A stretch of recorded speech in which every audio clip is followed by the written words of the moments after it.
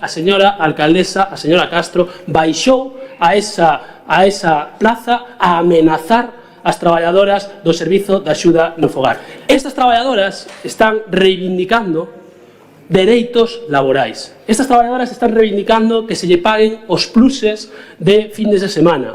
Estas traballadoras están reivindicando que se lles pague, que se lles respete os descansos laborais. Están reivindicando que se respeten que non poden traballar 14 días seguidos e librar 2. Están reivindicando que as nosas persoas maiores estean o mellor posible, ou que teñan a atención mellor posible. Estas traballadoras xa fixeron folgas ao Bloque Nacionalista Galego, xa reivindicaron os seus dereitos laborais ao anterior goberno, e estas traballadoras poden ser acusadas de nada, porque se fixeron as mesmas protestas ao anterior goberno e a este, e non entenden de colores, entenden de dereitos, como ten que ser. E esta organización política non só as apoia, sino que se sinte tremendamente orgullosa de que existan traballadoras que defendan os seus dereitos, porque esos dereitos non son só os delas, son os de toda a cidadanía.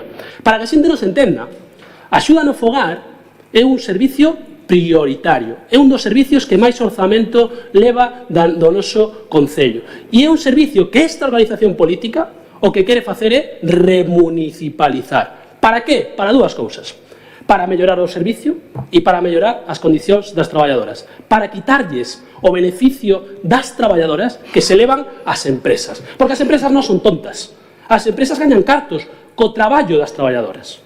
Esa é a diferencia. Busquen vostedes o concepto de plusvalía. Cando se vai a remunicipalizar o servicio? Cando Pontareas en Común chegue a ese goberno. Pontareas en Común xamais entrará nun goberno que non municipalice este servicio.